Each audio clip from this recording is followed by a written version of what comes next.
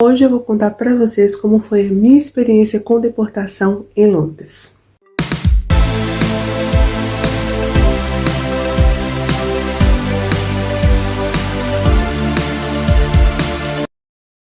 Mudei para Londres em fevereiro de 2015 e a princípio eu ia para ficar apenas 6 meses, exatamente o período do visto, né, para turista, que você recebe sim só lá no território inglês, né, e que você consegue ter esse visto, essa aprovação. Então, passei pela imigração, deu tudo certo, e então eu ia ficar apenas 6 meses no país.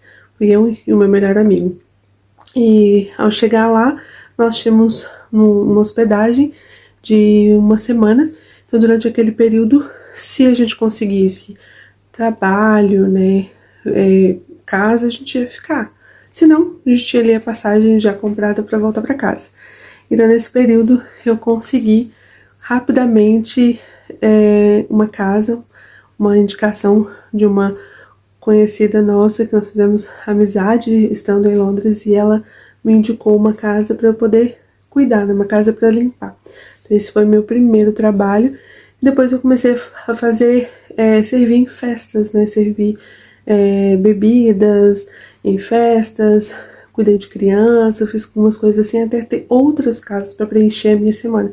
Mas assim a gente conseguiu então ficar lá em Londres. Conseguimos alugar, né, um quarto e ficamos por ali mesmo. Agora, saltando toda essa parte de como foi meu tempo lá, onde eu posso contar aqui para vocês, quero contar exclusivamente como foi a experiência de deportação, que foi por isso que você clicou nesse vídeo, certo? E foi em março de 2017, era um domingo, tava eu, minha amiga e meu amigo nesse mesmo quarto e estávamos dormindo, 6:30 da manhã. A imigração, né, chutou a porta, assim, para arrebentar mesmo a porta principal do apartamento. Nós morávamos no quarto e tinha mais 2 quartos no apartamento também alugado. E eles, depois já, ao mesmo tempo, tipo, depois que eles entraram dentro da casa, cada um arrombou um quarto. Eles fazem isso de uma vez para não dar tempo das pessoas fugirem, né? Então eles acordam as pessoas assim aos pontapés, literalmente. Então eu acordei num susto, assim, que nunca mais vivi algo parecido na vida. E achava que estava tendo um pesadelo, de fato, assim, muito assustada. E eles entram e já pedem logo o passaporte, né? Já pedem o passaporte para você apresentar. E nós apresentamos nosso passaporte e eles disseram, a princípio eles estavam à procura de um homem. E era a pessoa que locou a casa pra gente. Ele mostrou o passaporte, né, uma foto dele, eu reconheci, mas o nome não era o mesmo que ele nos apresentou, né, e eles estavam à procura desse homem. Ele foi denunciado e ele estava fazendo tráfico de mulheres, então ele tinha outras casas alugadas, alguém denunciou ele, e eles foram até um dos endereços procurá-lo, e ele, lógico, não estava lá. Eu vi ele uma vez na vida, e eles, então, as pessoas que eles encontraram, eles foram abordar da forma que tem que ser, né? Então, eles pedem para você apresentar o documento para poder comprovar de onde você é, se você tá ali legal ou não. Sim, meio aérea, né? Peguei o passaporte, dei o passaporte, ele olhou e falou assim, você sabe que você só podia ficar aqui 6 meses, certo? Eu confirmei, sim, sei. Então, você sabe que você não vai poder continuar, tá bom? Aí eu falei, ok. Então, eu e meu amigo tava na mesma situação e a minha amiga não. Ela já tem documento, né, em inglês, e eles então dispensaram ela, mandaram ela sair. E a gente tava conversando em português, mandou a gente parar de falar em português. E eu acho que naquele momento a gente não podia mais conversar entre nós. E mandaram ela embora do apartamento, ficou só nós dois lá. Colocaram uma mulher comigo, um homem com ele, e pediu pra gente organizar as nossas coisas para ir embora. Uma coisa que eu já ouvi dizer, né, depois dessa minha experiência, mas comigo, graças a Deus, não foi assim. Eles deixaram a gente arrumar a nossa mala, mas eu acho que também porque nós reagimos bem, né? Perguntaram antes, né, o que nós fazíamos no país de trabalho para poder nos manter. Falei que eu cuidava de casas, tinha chaves para poder provar, né, que eu tinha chave das casas que eu limpava, mostrei. E então ficou verídico, né? Eles não era também as mulheres que eles estavam procurando, né, no caso, e eles, então, ali na minha situação, identificaram que era verdade, nós não reagimos, eu chorei, né, óbvio, rios por dias, mas naquele momento, então, só deixou uma mulher comigo para eu poder arrumar as minhas coisas, me arrumar e arrumar as coisas. Falou que cada um de nós podíamos levar uma mala, então eu pude, peguei a maior que eu tinha e comecei a arrumar as coisas assim rapidamente, sem pensar muito, e esqueci até meu notebook para trás, mas consegui levar chaves, por exemplo, para poder dar tempo de... Eu só pensava de se eu ia ter uma oportunidade de mandar entregar, não sei, consegui levar chaves, consegui pegar uma boa quantidade de roupa, algumas coisas pessoais e fiz a minha mala. Depois que a gente fez essa mala, nós entramos numa van e na van que eu pude voltar a conversar com meu amigo e eu chorava horrores, eu achava que eu tava tendo um pesadelo, assim, a sensação era muito ruim, mas eles em si me trataram super bem, sabe, a mulher foi me acompanhando do lado, não me segurou no braço, não pegou minha mão, nada disso, eles só ficam do seu lado, se você reage bem, eles também não precisam de usar força, nada disso, né, nos acompanhou, e ao chegar lá no centro, né, de retenção deles, a gente fica aguardando numa sala para fazer entrevista. Então, na entrevista, eles perguntam, fazem, né, as digitais de todos os dedos, os 10 dedos, querem entender, né, o que você fez e tal, explica. Eles sabem de onde você é exatamente, no seu país de origem e tal. E depois desse período, que é um longo período que a gente fica nessa sala, eles enviam a gente para um outro espaço.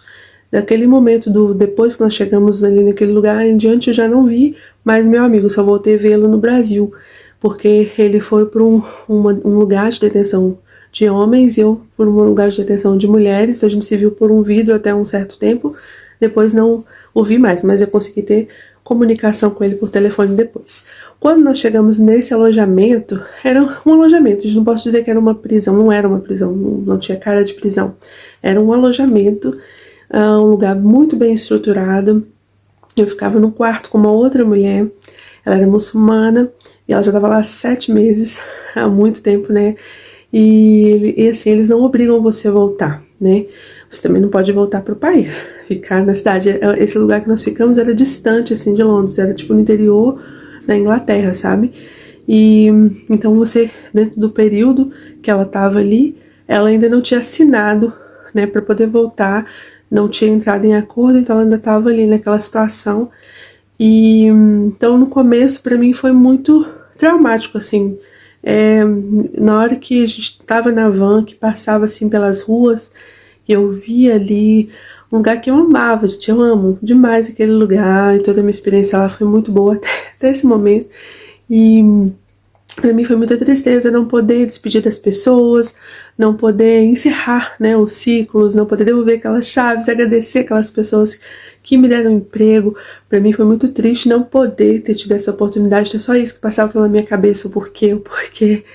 E então eu fiquei mal durante alguns dias. E um dia, assim, eu levantei e resolvi viver aquela experiência, assim. Eu falei, bom, já que eu estou vivendo isso, deixa eu ver o que tem aqui, né? Deixa eu sair aqui nesse lugar, deixa eu ver o que tem aqui para fazer, para ver se eu passava melhor por aquela experiência, não ficar ali só no choro, né? Quando eu tinha fome, enfim. E no momento aqui de edição, percebi que eu esqueci de falar uma coisa muito importante que eu queria adicionar aqui para vocês. Foi o que aconteceu com as nossas coisas, né? Como cada um pôde levar uma única mala, mais uma bolsa pessoal, no caso, eu levei uma bolsa de lado, mais a minha mala. As outras coisas ficaram todas na casa. Como a minha amiga tinha sido dispensada, ela acionou o nosso pastor da igreja que fazíamos parte naquela época, e ele conseguiu, através de uma amiga da igreja, uma amiga nossa também, que tinha uma van, e ela voltou lá no apartamento e conseguiu tirar todas as nossas coisas. Lá na casa, naquele momento, tinha só um homem, que ele era espanhol, então ele não precisou de sair, e o casal que estava no outro quarto não estava em casa, então foi só nós dois mesmo, e deu tempo deles eles tiraram todas as nossas coisas de lá, E era televisão, roupas, outras roupas, né, que deu pra gente levar, objetos, tudo levaram. E depois de um tempo, uma amiga minha foi ao Brasil, levou pra gente um pouco das nossas coisas. E agora que eu vim morar em Portugal, eu consegui pegar mais algumas dessas coisas. Então, assim, a única coisa que eu perdi mesmo foi o notebook, que foi perdido de uma outra forma depois que saiu lá dessa casa. E foi isso que aconteceu. Fomos retidos, dinheiro, telefone, né, computador, umas coisas assim, ficam guardadas até o momento que você sai. E eles davam pra gente um celular daqueles bem antigos, sabe? Que não tem internet, tem nada. Aqueles bem antigos mesmo, que você só pode fazer a ligação. Isso é pra você ter contato com a sua família e informar, né? O que aconteceu. Não foi assim que eu comecei. Eu pude ter contato com meu amigo, foi assim que eu pude avisar minha família, assim que eu pude falar com outros amigos ali de Londres, e eu tinha um telefone. Eles também disponibilizaram para mim um valor diário numa espécie de mercearia que tinha lá dentro, onde eu podia comer coisas além do que era oferecido na cantina. Então eu podia ir lá diariamente, eu tinha um valor que eu podia consumir.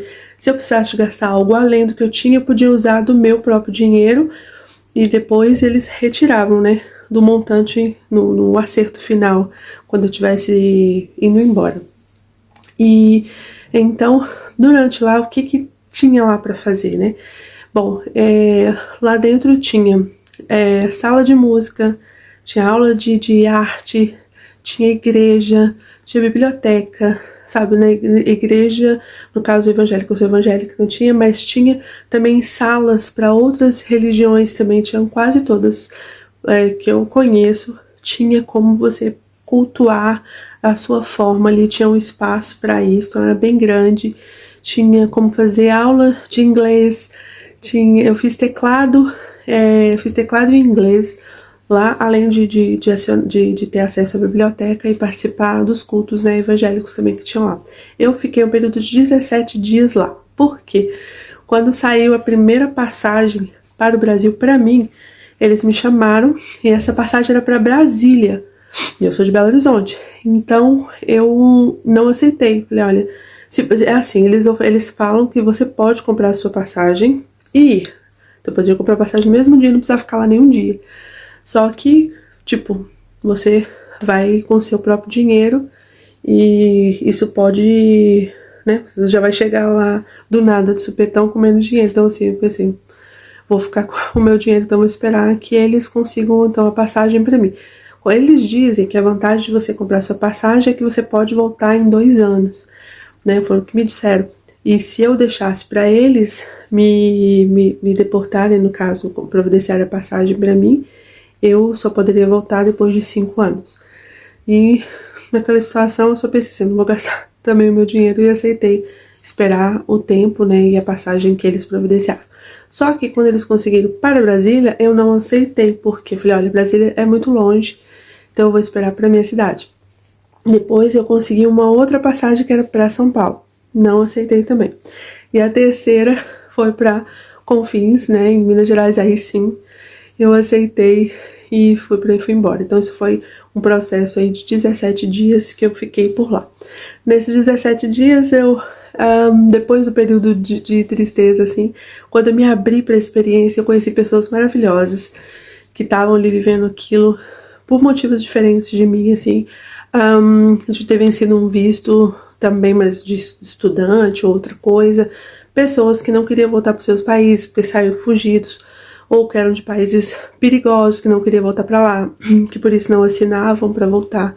Pessoas que estavam em situação semelhante à minha, e pessoas de nacionalidades diversas. Eu tive, por exemplo, uma experiência inesquecível num culto, o último culto que eu participei lá, o último domingo que eu estive lá, e onde cantava uma música que é mundial, assim, no meio cristão, e eu consegui ouvir ao mesmo tempo cada um cantando na sua língua. Tinha amiga africana, tinha amiga muçulmana, tinha amiga italiana, tinha amiga japonesa, e todo mundo ali naquele lugar cantando na sua própria língua a mesma música. Então foi um momento para mim muito marcante e importante, assim, dentro de toda a minha experiência. Mas o que eu posso te dizer, assim, sobre a experiência geral da imigração assim, eles são um direito deles, né? Algo que a gente já sabe antes de ir pra lá. E que você tá sujeito quando você decide ficar. E não é fácil, né? Você é arrancado de um sonho, é arrancado de uma vida que você tá construindo ali, do que você tá fazendo. Não é fácil de enfrentar tudo isso.